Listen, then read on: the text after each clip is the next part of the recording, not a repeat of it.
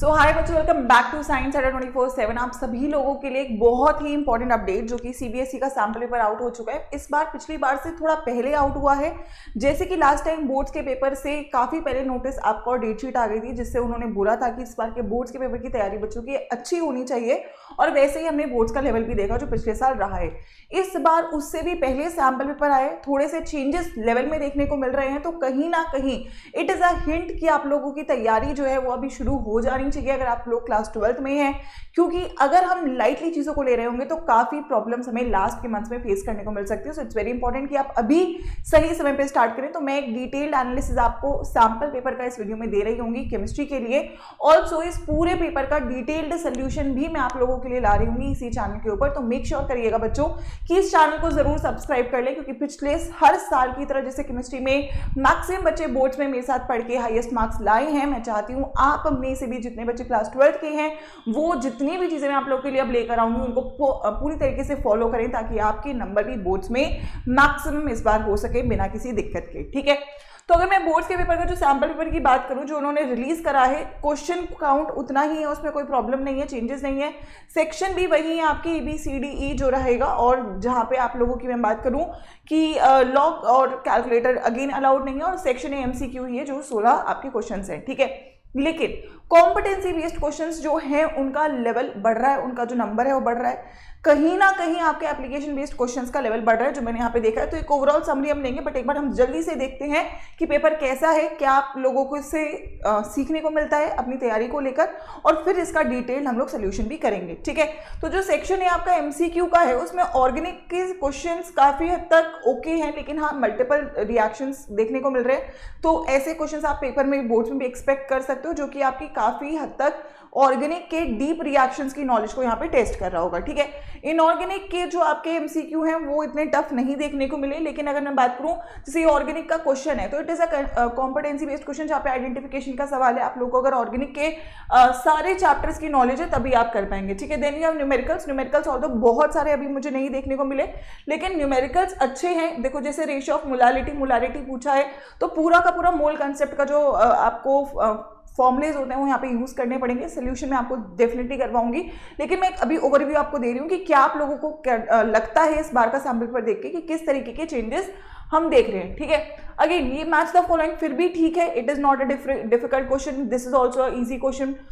Biomolecules का ये सवाल भी ठीक है, ईजी है। अगेन डी ब्लॉक भी ईजी है ना। यहाँ से अगर मैं बात करूँ लिमिटिंग मोलर कंडक्टिविटी, अच्छा यहाँ पे multiple select type questions introduce करे गए MCQ के अंदर, तो जो कि अगेन आप लोग जनरली बोर्ड्स में नहीं देखते हो, ये कॉम्पिटेटिव में आपको ऐसे MCQs देखने को मिलते हैं। तो क्योंकि कहीं ना कहीं आप जितने भी साइंस के बच्चे आप लोग कंपटीशन दे ही रहे हो, चाहे JEE NEET या CUET है, तो आपके वहाँ वाला जो प्रैक्टिस है वो यहाँ पे आपको जरूर हेल्प करेगी ये वाले MCQs को सॉल्व करने के लिए। ठीक है, उसके बाद टेस्ट का सवाल है। ठीक है, टेस्ट के सवाल पूछे गए हैं जो इस बार भी देखने को मिला है। अगेन आइडेंटिफिकेशन का क्वेश्चन फिर से मल्टीपल सिलेक्ट टाइप है। स्टेटमेंट असर्शन जो हर बार पूछा जाता है, स्टेटमेंट असर्शन देखने को सेम टू सेम मिल रहा है, जो कि काफी टफ नहीं है, लेकिन हाँ स्टेटमेंट एंड असर्शन हमेशा बच्चों को थोड़ा सा ट्रिकी लगता है, तो उसका आप लोगों को ध्यान रखना है कि प्रैक्टिस भरपूर हो। ठीक है, सेक्शन नंबर B में अगर मैं जाऊंगी तो अगेन एक आपको हर जगह थोड़ा सा कॉम्पिटेंसी का लेवल जो है, मतलब होता है ना कि रटे हुए सवाल नहीं है। ठीक है, ऑब्वियसली PYQs का जो नंबर है वो रहता ही है, सैम्पल पेपर में कम होता है लेकिन बोर्ड के पेपर में होता है। लेकिन सैम्पल पेपर से आपको ये समझ में आता है कि कहाँ कहाँ से चीजें नई नई आ सकती हैं। तो कॉम्पिटेंसी आप जैसे सोल्यूशंस में यहाँ पे देखने को मिल रही है, चॉइस ऑल्दो है यहाँ पे। ठीक है, देखो why does water stop boiling when sugar is added to boiling water. Again this is not a direct question, आपके NCERT में नहीं लिखा है, लेकिन अगर आपको कंसेप्ट आता है तभी आप इस क्वेश्चन का जवाब दे पाओगे। ठीक है, तो again we are going to discuss every single question, किस तरीके से आपकी अप्रोच होगी सवालों को लेकर, तैयारी को लेकर। लेकिन ये एक झलक है कि रट के आप पेपर में अच्छे नंबर नहीं ला सकते। ग्राफ का क्वेश्चन है, अगेन ग्राफ बहुत इंपॉर्टेंट रहता है। सो ग्राफ से आप लोगों को अगेन ये, अब किसी ने अगर केवल रटा हुआ है कि what is enthalpy, what is activation energy, तो आप नहीं कर सकते। लेकिन जैसे मैं हमेशा ग्राफ के साथ आपको पढ़ाती हूँ एंडोथर्मिक एक्सोथर्मिक का, तो ग्राफ से रिलेटेड आपको यहाँ पे क्वेश्चन देखने को मिला है। फिर बेसिक कन्वर्जन है, बहुत टफ नहीं है, कन्वर्जन फाइन है। IUPAC का सवाल है मैकेनिज्म में एरर आइडेंटिफिकेशन, समथिंग न्यू जो अभी तक बोर्ड्स में नहीं है, ऐसा एक टाइप का क्वेश्चन भी है जो आपको यहाँ पे देखने को मिला है। देन अगेन अगर मैं बात करूँ सेक्शन नंबर C की, तो न्यूमेरिकल है हमारे सामने, नर्स्ट इक्वेशन लिखनी है, ये बोर्ड NCERT का क्वेश्चन है। ठीक है, नर्स्ट इक्वेशन में लिखवाती भी हूँ, चाहे आपको सेल रिप्रेजेंटेशन भी दिया है और उसने आपको रिएक्शन भी दिया है, दोनों दोनों से बनाना आपको आना चाहिए, ठीक है। फिर हमारे रीजनिंग बेस्ड क्वेश्चन है, अगेन कंसेप्ट को चेक करेगा, फिंकलस्टीन आपका जो है ड्राई एसीटोन में क्यों होता है ना। तो मतलब अगर मैंने फिंकलस्टीन बस रटा है तो मुझे नहीं पता है ना, why are we using some specific things, वो आपको यहाँ पे आना चाहिए, ठीक है। देन डी ब्लॉक से अगेन रीजनिंग बेस्ड क्वेश्चन, ये ठीक है, इसमें कोई दिक्कत नहीं है। पीके ए के ऑर्डर में आप लोगों को लगाना है डिक्रीजिंग, मतलब 4 चीजें हैं, ठीक है। और फिर आपको यहाँ पे पीके मतलब 2 कंसेप्ट चेक कर रहा है वो, आपके रिएक्शन को भी आना चाहिए, पीके भी आना चाहिए, फिर ऑर्डर लगाना भी आना चाहिए। तो मल्टीपल कंसेप्ट जो है वो आपके यहाँ पे एक साथ है। कन्वर्जन ये वाले ओके हैं, इसमें कोई दिक्कत नहीं होगी, ठीक है। इंथैल्पी का सवाल है डी ब्लॉक का, ये वाला रिएक्शन भी डायरेक्ट है, कुछ बहुत टफ नहीं है यहाँ पे, लेकिन मिक्सचर है, ऐसा है कि ऐसा ऐसा ऐसा पेपर आप देख रहे हो, ठीक है। डी सेक्शन डी जो केस जो आपका यहाँ पे क्वेश्चन होता है हमेशा ये थोड़ा सा सैम्पल पेपर में ट्रिकी ही होता है, वैसे ही मेरे को देखने को मिल रहा है। इलेक्ट्रोकेमिस्ट्री का जो आपको क्वेश्चन है कंडक्टिविटी से है, तो एक पूरा आपको पैराग्राफ दिया है, ठीक है, केस बेस्ड, और फिर यहाँ से आप लोग को आंसर्स लगाने। तो इतना इजी नहीं है फर्स्ट नजर में, अगर मैं बोलूँ समय लगेगा क्वेश्चन को करने में, ऑब्वियसली क्या अप्रोच है वो हम डिस्कस करेंगे, बट थोड़ा सा मुझे दिख रहा है कि जो लेवल है वो इसका उठा हुआ है ना। Question is not very direct कि आप एकदम ऐसे डायरेक्ट रट के PYQ से कर जाओगे, ऐसा नहीं होगा, ठीक है। अगला क्वेश्चन EDTA का है, आयरन EDTA है, ठीक है। ऑल्दो EDTA आप बहुत डिटेल में कोऑर्डिनेशन में नहीं पढ़ते हो, लेकिन EDTA का जो भी कॉम्प्लेक्स, अगर मैं टू बी ऑनेस्ट बोलूँ, ऑर्गेनोमेटेलिक केमिस्ट्री आपका एक डिटेल्ड ब्रांच है केमिस्ट्री का, तो वहां से पूरा आपको डेटाबेस पैराग्राफ दिया है, और फिर उसको डी ब्लॉक और कोऑर्डिनेशन से यूज करके आपको यूजिंग योर कॉम्पिटिटिव क्वेश्चंस यहाँ पे डाले गए हैं, ठीक है। So these are the question that we are definitely going to discuss, but ये एक आपको ब्रीफिंग जरूर मिल रही है। अब सेक्शन ई में मल्टीपल चॉइसेस है ना, मतलब ये थोड़ा सा लगे कि या तो पूरा एक सेक्शन करो या तो पूरा एक सेक्शन करो, थोड़ा सा ये यूनिक है, बट अगेन मतलब इंटरनल चॉइस नहीं है, ठीक है, बट पूरे के पूरे पेपर में मतलब पूरे के पूरे 5 क्वेश्चन में ही चॉइस है, ठीक है। So this is okay, not very tough, मतलब अगर हमने ऑर्गेनिक अच्छे से करी हुई है तो आप कर ही सकते हो, उसमें टफनेस नहीं है। देन अगेन यहाँ पे फिर से देखो कॉम्पिटिटिव डाल दिया गया है, आपका ग्लूकोज का क्वेश्चन है, मतलब बायो मॉलिक्यूल से 5 नंबर का सवाल है जो उन्होंने यहाँ पे पूछा है। फिर एक आपका काइनेटिक्स का क्वेश्चन है, एक न्यूमेरिकल है, ग्राफ का सवाल है, ठीक है। उसके बाद आप लोगों को एक और फिर से इसी में न्यूमेरिकल डाला गया है, लॉग का ऑल द वैल्यूज दिया गया है, और एक आपका यहाँ पे एक्सप्लेनेशन बेस्ड क्वेश्चन है। तो इस तरीके से ये जो पेपर है आपका देखने को मिल रहा है। अगर मैं आपको ओवरऑल बोलूँ ऑन अ लेवल की इजी, मॉडरेट या टफ है, मॉडरेट पेपर है, ठीक है, लेकिन अगर हमने पढ़ा नहीं है तो ये टफ भी हो सकता है, ठीक है। सैम्पल पेपर का लेवल अच्छा खासा है, इजी तो मैं बिल्कुल नहीं बोलने वाली हूँ।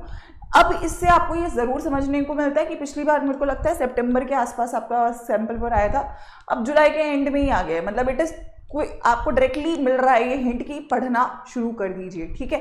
तो इसका सैंपल पेपर का सल्यूशन आपको वैसे तो मैं देने ही वाली हूँ, बट कौन कौन चाहता है डिटेल में सब कुछ डिस्कस किया जाए, and not just sample paper का सल्यूशन, पूरा आपका जो करिकुलम है यहाँ पे शुरू किया जाए।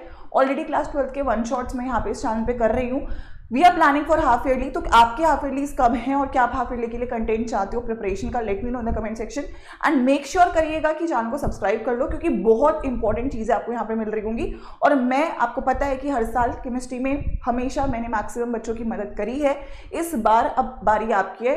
कंपटीशन जो चैलेंज है वो टफ ही होने वाला है, बट आपको पता है हम कभी हार नहीं मानते और हम अब भी हार नहीं मानेंगे।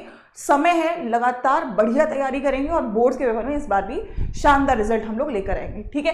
ऑल्सो जो भी बच्चा यहाँ पे मेरे साथ जुड़ा हुआ है और मेरे साथ बैच में पढ़ना चाहता है, यूट्यूब पे तो मैं यहाँ पे पढ़ाऊंगी आपको, लेकिन मेरे साथ डिटेल में बैच में पढ़ना चाहता है, आप चाहो तो पिछले साल का वीडियोस मेरी देख सकते हो, उससे पिछले साल की वीडियोस देख सकते हो, you can hear it out कि बच्चे क्या बोलते हैं कि जो पढ़ाया है वो पेपर में हमेशा आया है। तो अगर आपके पास समय है और आप कंफ्यूज्ड हो कि बैच चाहिए, डिटेल पढ़ना है यूट्यूब के साथ, यूट्यूब तो रहेगा ही मेरा, तो आपको मैं सजेस्ट जरूर करूंगी, फ्रेश बैच है जो क्लास 12 का शुरू हो रहा है मेरे वाला, ठीक है। अड्डा 247 के ऐप या वेबसाइट पे जाना है, ठीक है, यहाँ पे स्कूल सेक्शन में चले जाना और 12th बोर्ड्स में जाना। यहाँ पे जो आपका पहला बैच है, ठीक है, एक सेकेंड, यहाँ पे जो आपका पहला बैच है दैट इज लक्ष्य बैच। तो ये बैच है जो मैं इसमें आपको पूरी केमिस्ट्री तैयार करवा रही हूँ स्टार्टिंग से लेके एंड तक, ठीक है। एक सेकेंड, यहाँ पे थोड़ा सा ये स्लो चल रहा है, ठीक है। 1 सेकेंड, हाँ। तो इसमें अगर मैं जाऊँगी, आप लोग इसे पूरा डिटेल में एक बार गो थ्रू कर लेना, ठीक है। यहाँ पे हर एक सब्जेक्ट का स्टडी प्लान भी डला हुआ है, ठीक है। यहाँ पे आपके टाइम टेबल भी डले, पीसीएम भी, चारों सब्जेक्ट्स रहने वाले हैं। एक डिस्क्रिप्शन बॉक्स में गूगल फॉर्म भी है, अगर आप चाहते हो मुझसे एक बार कनेक्ट करना तैयारी को लेकर, प्रिपरेशन को लेकर, तो आप वो फॉर्म फिल कर देना मेरे नाम के साथ। आई ट्राई कि मैं आपसे बात भी कर पाऊँ। और अगर आप डायरेक्टली ज्वाइन करना चाहते हो तो आप इसे यहाँ पे, ठीक है, जो आपको बाय नाउ का सेक्शन दिख रहा है, क्योंकि सही समय पे तो आपका जो है सैम्पल पेपर आ गया, अभी आपकी मंथ एंड सेल भी चल रही है, तो आपका जो बैच है इस पर 40% का डिस्काउंट है यूजिंग द कोड Y513। तो आई थिंक आपको ये 4000 या 3500 के आसपास का बैच है, जिसमें सारे के सारे 4 सब्जेक्ट्स आप पढ़ रहे होगे मेरे साथ, ठीक है। चारों के चारों सब्जेक्ट्स फुल सिलेबस होगा, जब तक आपका बोर्ड का पेपर है सब कुछ यहाँ पे कवर होगा। तो डिटेल में पढ़ना है, प्लीज़ मेक श्योर कि इसको टाइमली ज्वाइन करो, क्योंकि मंथ एंड सेल आपकी कल तक की ही है। डिस्काउंट कोड आपके सामने है, और चैनल को सब्सक्राइब कर लो, क्योंकि सैम्पल पेपर भी आ रहा है और उसके बाद आपकी हाफ ईयरली के सेशंस भी ला रही हूँ। कमेंट में बता दीजिएगा इसकी कितनी ज़रूरत है। And let's get started for session 2026। All the best बच्चों।